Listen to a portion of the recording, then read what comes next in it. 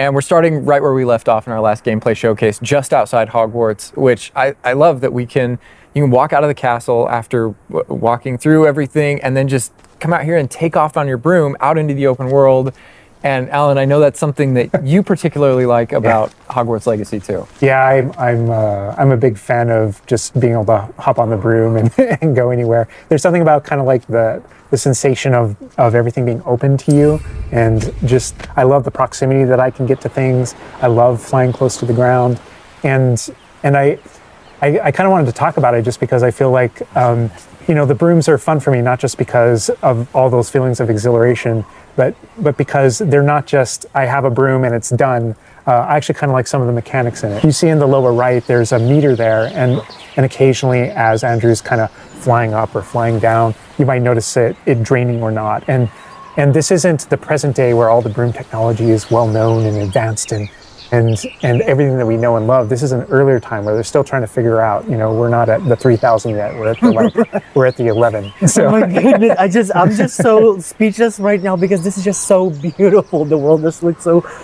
By the way, the broom only one, or can you upgrade that broom to go faster? Yeah, so we have a shop in Hogsmeade, actually a broom shop, and so that sells a variety of different brooms, and it was important to us that the player could customize themselves based on their own aesthetic. So they're purely cosmetic, but if you talk to the shopkeep and help him out, he'll actually sell upgrades. Yeah, and those upgrades will make it so that where normally the broom you can only fly, you can only go at max speed. It's kind of like a turbo meter down there. You can only go at max speed without the meter going down, kind of closer to the ground. And as you raise into the air, you'll notice the meter drop. And so those upgrades will allow you to increase that distance from the ground. And the broom owner at the sporting goods store in Hogsmeade is trying to perfect the broom and get better at it and know it better. And you can participate that and get better and better brooms through that. I see. And I love that mechanic encourages you to actually explore the world and kind of stay close to the ground. It's not just a travel mechanic, point A to point B. You're not just flying high over everything, although it is beautiful, something I really love doing, but as well, there's lots to explore on the ground, and so kind of keeping you down at the ground level. And to me, it feels like it's got this kind of surfing vibe over the... Oh my God, I'm just I want to snatch the controller from Andrew right now because I want to go to the mountaintop, I'm going to that forest, and to that hamlet, or, I don't know if that's how it's called. I think that's what it is. No, it's awesome. We're actually gonna land here, and I feel like that you call it a hamlet is just perfect, just because that's what we refer to it as. So. We all know from lore that Hogsmeade is the only all-wizarding village within Britain, but we wanted other opportunities to kind of meet other characters out here and to kind of populate the landscape, so it's not just kind of, barren as you leave out this direction and that direction. And so we just imagine these different dwellings, these different smaller locations that wizards might live in out in the Scottish Highlands. And so it's those...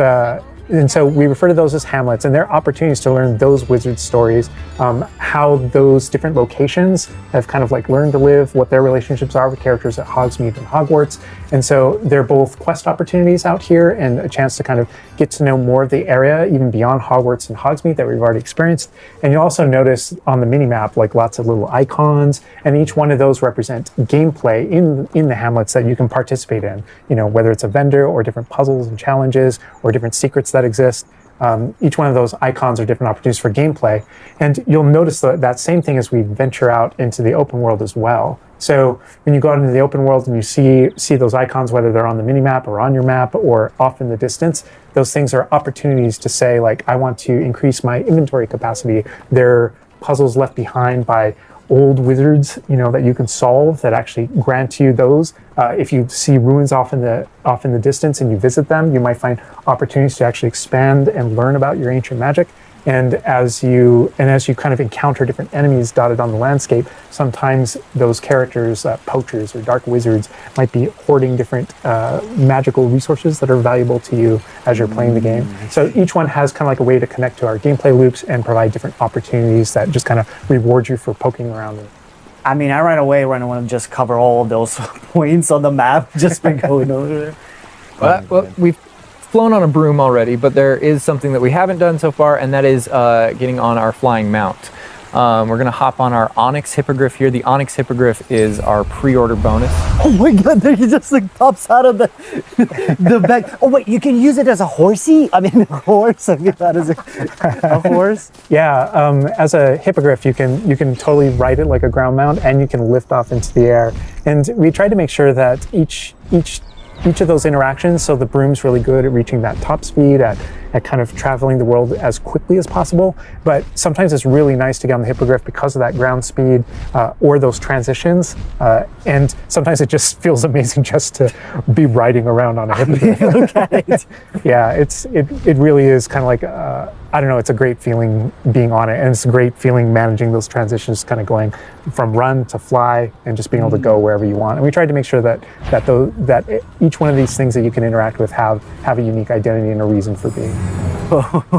And oh my god, like I see like different like areas, like a swampy area. By the way, can you go to like entire map anywhere you go? Or there are regions that are like locked from you? Yeah, as soon as you, there's kind of a moment where the world kind of opens up to you outside of Hogwarts as a student, and right from that moment, early on in the game, you can go wherever you want. And so you might find more difficult challenges in different areas, and you'll see different spots as Andrew's moving around, like you mentioned, the swamp. We have got like a coast, and we've got different types of environments out in the world just to kind of pepper your experience, reward you for exploring, keep things fresh. All those things exist as we're moving around. So cool. I love that windmill. It's like so rustic. Like I keep forgetting that this is like 1800s. It wasn't really seen before. Like it feels so authentic. Like it's part of it.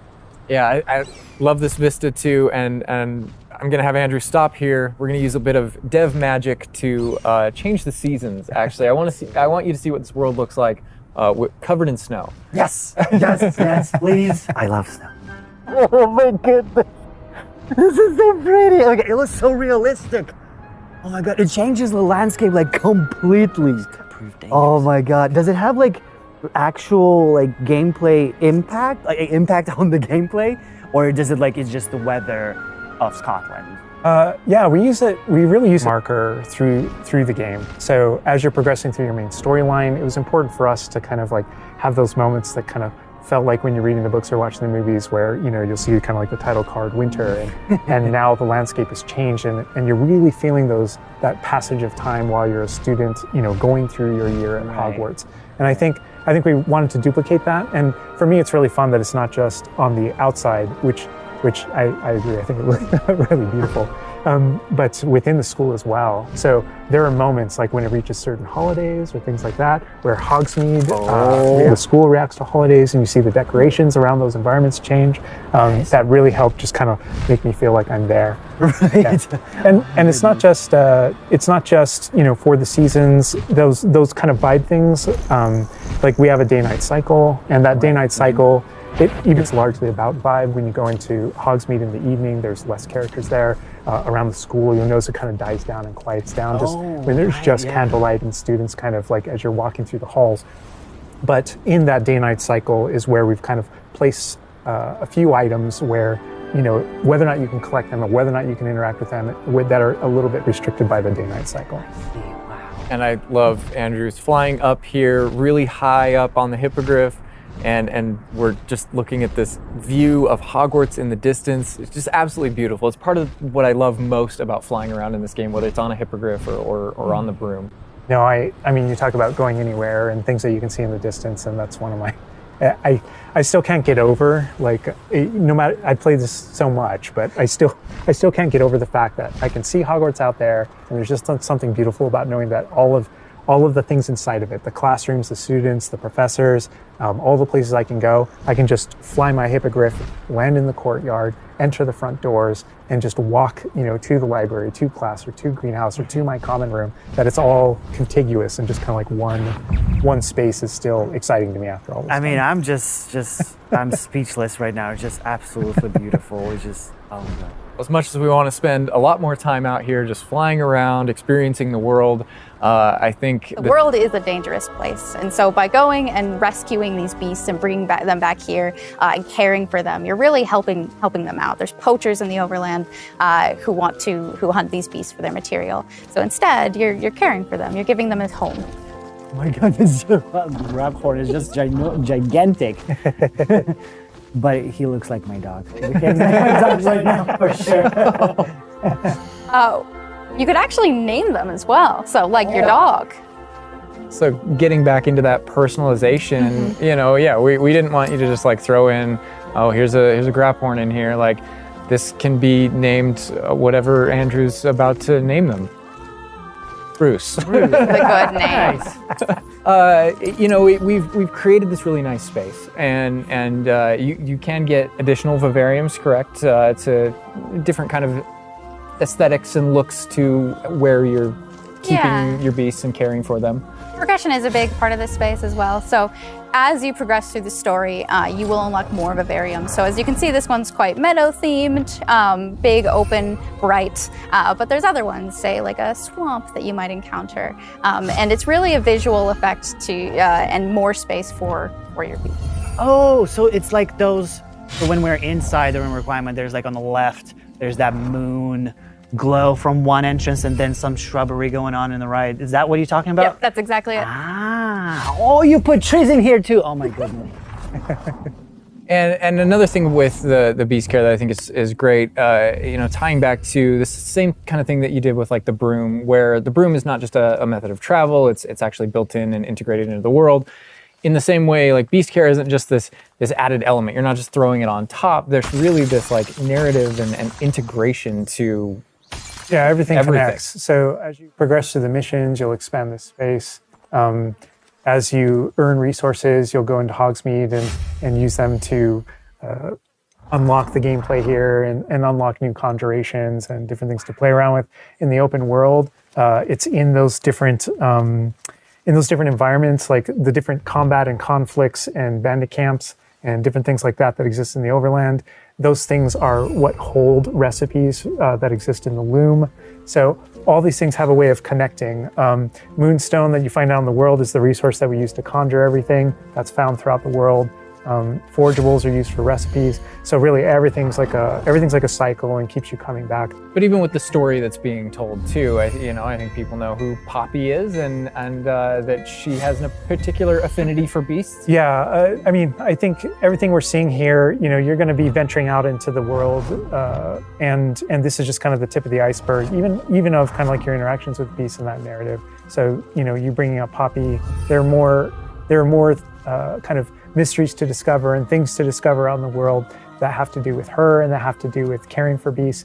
And so different characters have their own stuff that just kind of make this all just kind of like the beginning of your journey.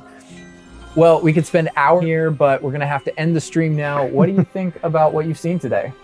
I mean, I'm just so blown away by how beautiful it looks. The open world seems so detailed and there's so many things to do, and like the combat, we're gonna spend like 2 weeks or more just breaking it down by pieces. There's just so much to this world. Like, I'm so happy you guys did this overall gameplay. And that's just the tip of the iceberg. We've got more for you to discover and find on your own. Thank you so much for being here. Thank you for watching. Hogwarts Legacy is available for pre-order now. It releases February 10th with 72-hour early access for owners of the Collector's, Deluxe, and Digital Deluxe Edition. We're gonna wrap things up, but first we've got a little surprise for you. Bye.